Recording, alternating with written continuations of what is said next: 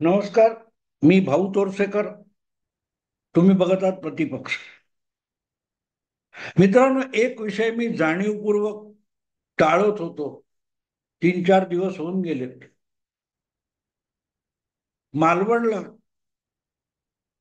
छत्रपती शिवाजी महाराजांचा पुतळा एक वादळी वाऱ्याच्या धक्क्याने कोसळला आणि त्यावरून जे अत्यंत गलिच्छ आणि किळसवाणं राजकारण चालू आहे त्याबद्दल बोलायचं मी टाळलं. त्यावरही बोलायची इच्छा होती, पण ज्या प्रकारचं राजकारण चालू आहे, आपला एक आदर्श, आपलं एक आराध्य दैवत ज्या प्रकारे परिस्थितीमुळे विटंबित झालेलं आहे, अपमानित झालेलं आहे, त्यावर सुद्धा राजकारण खेळलं जातं तेव्हा मित्रांनो मनाला यातना होतात. बदलापूरची घटना असो किंवा हे मालवणचं प्रकरण असो, या दोनही प्रकरणामध्ये महाराष्ट्राच्या राजकारणाने जी अक्षरशः खालच्यात खालची पातळी गाठली आहे, आपल्याला यातून काय मिळू शकतं, आपल्याला याचा काय राजकीय फायदा उठवता येतो, या दृष्टीने जेव्हा विरोधी राजकारण होतं आणि मग आपली कातडी बचावण्यासाठी सत्ताधारी गोटाकडून राजकारण होतं, तेव्हा मनाला यातना होतात. यातून परत कोणाला निवडावं, यापैकी कोणावर किती भरोसा ठेवावा, इतक्या यातना मनाला होतात. प्रत्येक जण आपण किती आता कट्टर शिवभक्त आहोत हे सांगायचा आणि सिद्ध करण्याचा प्रयत्न करतायत. पण खरोखरच यांना आपलं आराध्य दैवत असलेल्या शिवाजी महाराजांची महत्ता माहितीये का? आज शिवाजी महाराज 350-400 वर्ष झाली, आज हयात नाहीयेत. पण शिवाजी महाराज या नावामागचा जो ऑरा आहे, करिश्मा आहे, त्याची व्याप्ती किती लोकांना खरोखरच माहिती आहे.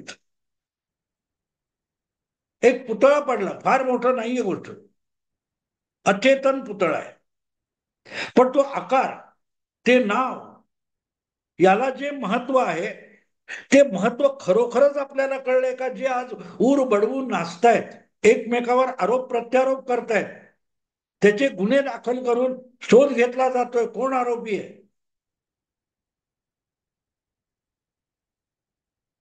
एक पुतळा सुद्धा किती महत्वाचा असतो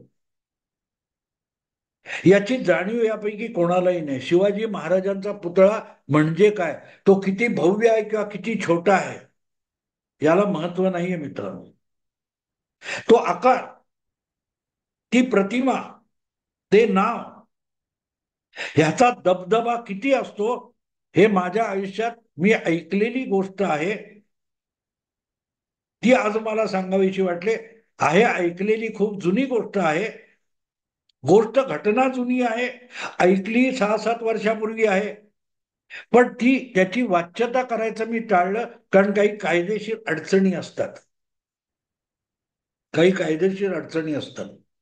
हे बोलणं योग्य आहे का, नैतिक आहे की अनैतिक आहे, असा आपल्या मनाचा गोंधळ असतो. म्हणून ही गोष्ट माहिती असून सुद्धा मी सांगितली नाही. तुम्हाला आठवत असेल मित्रांनो, तर मुंबईमध्ये 1993 मध्ये, मार्च 1993 मध्ये, 31 वर्षापूर्वी 11 बॉम्बस्फोट झाले होते, ज्यावेळेला शरद पवार हे राज्याचे मुख्यमंत्री होते आणि नुकतेच 8-10 दिवसापूर्वी मुख्यमंत्री झाले होते आणि बघता बघता बॉम्बस्फोट होत गेले. अगदी सेना भवन जवळ सुद्धा बॉम्बस्फोट झाला, प्लाझा टॉकीज मध्ये, शेअर मार्केटमध्ये, त्या कुठच्या एअर इंडियाच्या इमारतीमध्ये 11 बॉम्बस्फोट झाले होते. आठवतं ना?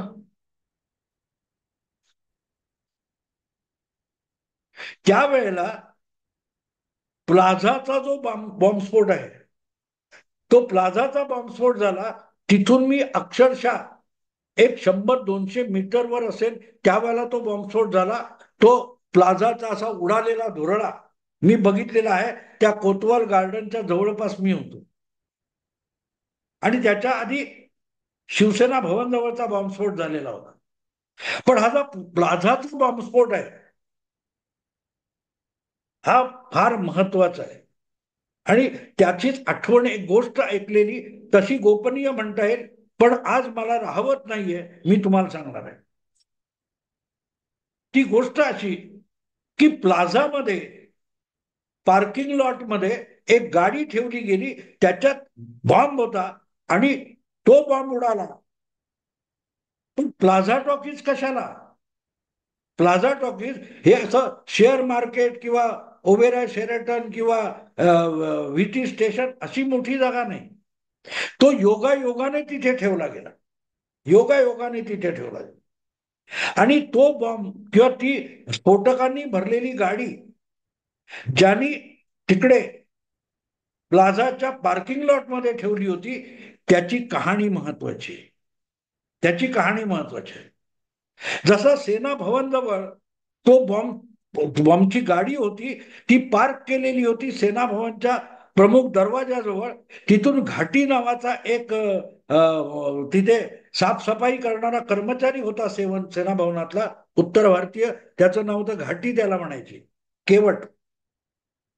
त्याने त्या ड्रायव्हरला ती गाडी हाकलायला लावली, तेव्हा त्या ड्रायव्हरने वादावादी होते म्हणून, वेळ जाऊ नये म्हणून ती गाडी नेली आणि सेना भवनच्या लगतच्या पेट्रोल पंपाजवळ ठेवली आणि तिथे स्फोट झाला.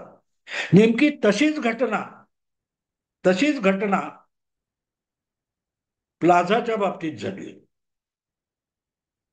पुढे याचा सगळा गवगवा झाला, तपास यंत्रणा, सीबीआय वगैरे वगैरे कामाला लागले. मुंबई पोलीस, क्राईम ब्रँच सगळ्यांनी त्याचा तपास केला आणि एक एक लोक हुडकून काढले. याकूब मेमन, टायगर मेमन वगैरे पळून गेले, सहकुटुंब, हे सगळी स्टोरी तुम्हाला माहिती आहे, मी त्यामध्ये जात नाही. ज्या वेळेला हा खटला उभा राहिला, तो खटला उभा राहिल्यानंतर मला वाटतं पटेल नावाचे न्यायमूर्ती होते आणि त्यांनी यातले जे काही आरोपी होते, गरीब होते, त्यांना आपला बचाव मांडता येत नाही म्हणून मुंबईच्या एका प्रसिद्ध वकिलांना त्यांची बाजू मांडण्यासाठी, त्या आरोपींची बाजू मांडण्यासाठी कोर्टातर्फे वकील म्हणून नेमलं. आणि एक असतं की वकील जेव्हा असतो तुमचा, त्या वकिलाशी आरोपीला मनमोकळं बोलावं लागतं, लपून ठेवून तो तुमचा बचाव करू शकत नसतो. आणि त्यामुळे ते जे वकील होते त्यांची आणि त्या आरोपींची अनेक बाबतीत सलगी झाली. हळूहळू करत ते आरोपी ह्या वकिलांची मनमोकळं बोलायला लागले. प्रसिद्ध वकील आहेत, मनमोकळं बोलायला लागले. आणि जसजसा तपशील तपासाचा येत होता आणि सुनावणी चालू होती, तेव्हा या आरोपींचा बचाव मांडण्यासाठी त्या तपशिलाविषयीची माहिती आरोपींकडून हे वकील घेत होते.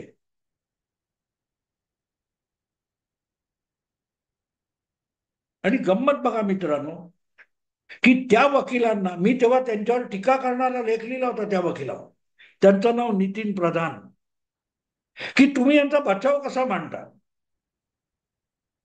हे देशद्रोही आहेत, महाराष्ट्रद्रोही आहेत वगैरे वगैरे. पण त्यांची एक सलगी झाली होती आणि ते मनमोकळं बोलायला लागले होते. पण शेवटी नितीन प्रधान हे म्हणाले की माझं हे, म्हणजे त्यांनी एक खुलासा दिला होता की हे माझं कर्तव्य आहे. आरोपी माझ्याकडे आला तर त्याला वकिली सल्ला देऊन कोर्टामध्ये त्याचा बचावाचा पवित्रा मांडणं हे कर्तव्य आहे एका वकिलाचं, ते मी पार पडतो. पण त्यांच्या सुद्धा मनाचा कडेलोट, मला वाटते 2006 मध्ये मुंबईत जे परत पश्चिम रेल्वेमध्ये बॉम्बस्फोट झाले, तेव्हा त्यांच्या मनाचा कडेलोट झाला आणि ते म्हणाले आता मी यांची बाजू घेणार नाही, हे हिंदूंच्या जीवावर उठलेले. नितीन प्रधानांनी तेव्हा रेडिफ.com या वेबसाईटला मुलाखत दिली होती की हे हिंदूला संपवायला निघालेले आहेत. हे एक बॉम्बस्फोटातल्या आरोपीचा वकील सांगतो, तेव्हा त्याला फार वजन असतं मित्र. नंतरच्या काळात त्यांची भेट झाली तेव्हा त्यांनी त्यातल्या बऱ्याच गोष्टी सांगितल्या. त्यातली एक मजेशीर गोष्ट मला तुम्हाला सांगायची, कारण ती पुतळ्याशी संबंधित आहे. पुतळ्याशी संबंधित आहे.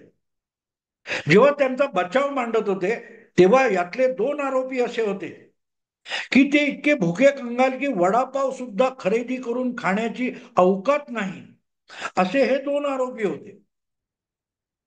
आणि त्यांच्याविषयी तपासात जी माहिती आली होती ती बघून हे वकील थक्क झाले. म्हणाले आपल्या खर्चाने ज्यांना वडापाव सुद्धा खरेदी करता येत नाही असे लोक हे काही काळ, जवळजवळ आठवडाभर, हॉटेल ताजचा जो कॅफेटेरिया आहे तिथे जाऊन बसत होते. तर मग तिथे बसायचा खर्च यांना कसा परवडला आणि तिथे ते का बसत होते हे जेव्हा मनमोकळेपणाने त्यांना विचारलं आणि त्या आरोपींनी सांगितलं आम्ही तिथे बसण्याची आमची अवकात नाही, पण जे षडयंत्र होतं त्याच्यात ती जबाबदारी आमच्यावर सोपवली गेली होती. याचं कारण तिथे बसून गेटवे जवळचा जो शिवाजी महाराजांचा पुतळा आहे, शिवाजी महाराजांचा जो पुतळा आहे तो पुतळा बॉम्बने उडवायची आमची योजना होती, आमचं कारस्थान होतं. पण आम्ही तिथे बसून तिथे गाडी कुठे ठेवता येईल, बॉम्बने भरलेली किंवा स्कूटर ठेवता येईल यासाठी आम्ही 8-10 दिवस तिथे निरीक्षण करत होतो. पण एक सेकंद सुद्धा त्या पुतळ्याच्या जे परिसर आहे तिथे कोणालाही पोलीस गाडी थांबवू देत नाहीत हे आमच्या लक्षात आलं आणि या पुतळ्याला आम्ही धक्का लावू शकत नाही हे लक्षात आलं. आणि त्यामुळे मग गेटवेचा पुतळा सोडून द्या, म्हणून आम्ही ठरवलं की शिवाजी पार्कात जो शिवाजी महाराजांचा पुतळा आहे तिथे बॉम्ब ठेवायचा, बॉम्बने भरलेली गाडी ठेवायची आणि शिवाजी पार्क मधल्या पुतळ्याला धक्का लावायचा, उडवायचा, असं आम्ही ठरवलं. पण आम्ही जेव्हा तिथेही प्रयत्न केला तेव्हा आमच्या लक्षात आलं की हा शिवाजी महाराजांचा पुतळा आणि त्याच्या मागे ते स्विमिंग पूल होता, सावरकर स्मारक होतं आणि महापौर बंगला होता. त्यामुळे तिथे त्या फुटपाथ जवळ सुद्धा टॅक्सीला सुद्धा पोलीस फार काळ थांबू देत नाहीत. त्यामुळे बराच काळ निरीक्षण करून सुद्धा आमच्या लक्षात आलं की आम्ही इथे बॉम्बने भरलेली गाडी ठेवून सटकू शकत नाही. मग काय करायचं आणि हे करता करता आमच्या लक्षात आलं की काही नाही तर शिवाजी मंदिर नाट्यगृह आहे प्लाझा सिनेमाच्या समोर, त्याच्या गेटवर सुद्धा शिवरायांचा एक छोटा पुतळा आहे, तिथे बॉम्ब ठेवायचा आणि तो पुतळा उडवायचा. हे फायनल झालं. त्यामुळे शिवाजी महाराजांचा पुतळा जो आहे तो उडवणं हे मार्च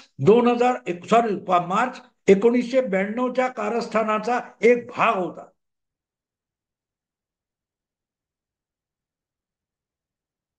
पण गंमत अशी झाली की जिथे तो शिवाजी मंदिरचा गेट आहे त्याच्या आत जायला एक जागा आहे, तिथे या लोकांनी गाडी आणून उभी केली. पण ती गाडी उभी केली जेव्हा प्रत्यक्ष ऑपरेशन झालं बॉम्बस्फोटाचं तेव्हा ती गाडी तिथे उभी केली तर त्या बँकेचा जो वॉचमन होता, बाहेर उभा असलेला सिक्युरिटीचा माणूस, तो तिथे गाडी उभी करू देईना. जसं त्या सेनाभवनच्या घाटीने ती गाडी हाकलली होती तसा तो म्हणाला नाही नाही नाही नाही, इथे गाड्या ये जा करतात, आतमध्ये पार्किंगची जागा आहे, तुम्ही पार्किंग मध्ये जा. तर त्यांना ती गेट जवळ उभी करायची होती जिथून नाट्यगृहात जाण्याचा मार्ग होता आणि शिवाजी महाराजांचा पुतळा होता. तर तिथे तो गाडी उभी करू देईना आणि त्याच्याशी हुज्जत करण्यात आमचा वेळ गेल्यानंतर आमच्या एक गोष्ट लक्षात आली की आम्ही फार काळ थांबू शकणार नाही आहोत, कारण गाडीत ठेवलेला बॉम्ब टिकटिकत होता आणि शेवटी त्या सिक्युरिटीवाल्याशी फार तमाशा होऊ नये म्हणून त्या दोन्ही आरोपींनी ती गाडी वळवली आणि प्लाझाच्या पार्किंग लॉटमध्ये नेली. पार्किंग लॉटमध्ये गाडी ठेवल्यानंतर पार्किंग लॉटमध्ये तो ड्राईव्ह करणारा गाडी घेऊन गेला, त्याच्या जोडीदाराने सिनेमाचं तिकीट काढलं आणि तो थांबला. गाडी ठेवणारा बाहेर आला आणि ते लोक दोघेही सिनेमागृहात न जाता तसेच बाहेरच्या बाहेर जायला लागले. तेव्हा त्या थिएटरच्या डोर किपरने त्यांना अडवलं, अरे सिनेमा चालू झालाय, तुम्ही तिकीट बाहेर काढून बाहेर कुठे चाललाय. तेव्हा त्या दोघांनी सांगितलं नाही, सिगरेट चाय पी कर आते, असं म्हणून आम्ही निघालो आणि आम्ही दादर टीटीच्या दिशेने निघून गेलो आणि थोड्याच वेळात प्लाझाचा बॉम्ब उडाला. हे सगळं घडलं, वस्तुस्थिती. तर प्रधानांनी त्या दोघांना एवढं विचारलं की अरे तुमचं त्या शिवाजी पुतळ्याशी काय वैर होतं? बाकी तुम्ही बॉम्बस्फोट केलेत, पाठोपाठ उडवलेत, ठीक आहे, दुश्मनी वगैरे समजू शकतो. पण एक पुतळा हा एक धातूचा पुतळा असतो किंवा कसल्या तरी तो निर्जीव असतो, तो उडवून काय मिळणार होतं? त्या आरोपींनी दिलेलं उत्तर फार महत्वाचं आहे. म्हणून शिवाजी पुतळ्याचं महत्व त्या आरोपींना कळलं होतं. ते माना ये एक इंसान है शिवाजी, अगर वो नहीं होता तो 300 साल पहले पूरा हिंदुस्तान पाकिस्तान इस्लामिस्तान बन जाता. तेव्हा शिवाजी महाराज नव्हे तर शिवाजी महाराजांच्या पुतळ्यावरचा राग किती आहे बघा मित्रांनो. एक पुतळ्याला सुद्धा तो आकार, ते नाव, तो चेहरा, याची दहशत औरंगजेबापुरती नव्हती मित्रांनो, अफजल खानापुरती नव्हती. आज पण त्या मानसिकतेचे लोक आहेत, त्यांना पुतळ्यातला शिवाजी सुद्धा किती खुपतो, टोचतो. आम्हाला सुद्धा अभिमानाचं आज जे नाटक करतायत, अपमानाचं नाटक करून जे राजकारण करतायत, त्यांना सुद्धा शिवाजी नावाची महत्ता कळलेली नाही. तर ती त्या लोकांना कळली आहे, ती दुश्मनांना कळलेली आहे. जे शिवरायांचा द्वेष करतात, 3-4 दशकापासून शिवाजी महाराजांचा जे द्वेष करत आले, त्यांना शिवाजी महाराज जितके कळलेत तितके आम्ही रोज ढोल वाजवतोय आणि निषेध वगैरे करतो, त्यांना कळलेलं नाही मित्रांनो. अगर ये एक इंसान नाही होता तो, असं ते आरोपी सांगतात. मुद्दाम आम्ही पडलेला पुतळा, त्याचा कॉन्ट्रॅक्टर, त्याचा शिल्पकार, कशा कशात राज्य सरकार की केंद्र सरकार नौदलाची जबाबदारी करत बसलोय. आम्हाला त्या पुतळ्यातली जी महत्ता आहे, त्या हा आकार, ते स्वरूप, ते नाव, त्याचा प्रभाव अजून तरी कळलाय का मित्रांनो? एक पुतळा पडला म्हणून आम्ही राजकारण करत बसलोय, पण तो उभारलेला पुतळा तो कुठलाही असो, एखाद्या खेडेगावातला 2-4 फुटाचा पुतळा असो, कुठल्याही कोपऱ्यावरचा, नाही तो भव्य पुतळा असो, तो पुतळा जोपर्यंत आपल्या मनातल्या भावना, चेतना जागृत करत नाही ना, तोपर्यंत तो निर्जीव असतो. त्यामुळे कॉन्ट्रॅक्टर, नटबोल्ट, काय काय बोललं जाते मित्र, काय काय बोललं जाते.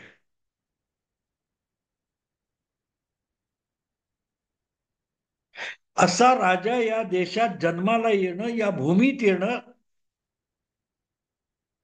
हे केवढं मोठं नशीब असतं, दैव असतं, हे सुद्धा न कळलेली आपण कपाळ करंटी लोक आहोत. म्हणून पुतळ्याचं पण राजकारण आपण करतो. अमरावतीत बेकायदेशीर जागी पुतळा लावला म्हणून उचलला जातो, क्रेन लावून, जेसीबी लावून उचलला जातो. आणखीन कुठे कर्नाटकात होतं, आमचे अपमान होतात, 4 दिवसानंतर आपण अपमान विसरून जातो. कारण आपल्यासाठी तो फक्त पुतळा असतो, कुठल्या तरी धातूचा, कुठल्या तरी मातीचा पुतळा असतो. आपल्यासाठी ते शिवाजी महाराज नसतात. शिवाजी महाराज नावाची चेतना आपल्यासाठी त्यात दिसत नाही, सापडत नाही, ओळखता येत नाही. इतके कपाळ करंटे आहोत आपण, इतके कपाळ करंटे आहोत. आपण त्याचं राजकीय भांडवल करू शकतो, पण ती हिंमत, माणूस हे जग सोडून गेल्यानंतर 350 वर्षानंतर सुद्धा त्याच्या आभासाची दहशत बघा, तर तुम्हाला शिवाजी महाराज म्हणजे काय ते कळू शकतं. त्याची इच्छा तरी आहे का मित्रांनो? जे कोणी आज विरोधी बाजूने आरोप प्रत्यारोप करतायत, त्यापैकी कोणालाही त्या एका अपूर्व अवतार कार्य पार पडून या जगाचा निरोप घेतलेल्या महापुरुषाची महत्ता कळलेली नाही. मनाला यातना होतात म्हणून हा विषय बोलायचं टाळलं होतं. पण मला आज असं वाटलं की नाही, पुतळ्यातून शिवाजी महाराजांना बाहेर काढणं आवश्यक आहे. कारण शिवाजी महाराज ही चेतना आहे, प्रेरणा आहे. ती प्रेरणा हरवलेले पुतळे असतात. काय बोलू मित्रांनो, थांबतो. आवडलं लाईक करा, शेअर करा, सबस्क्राईब करा. नमस्कार.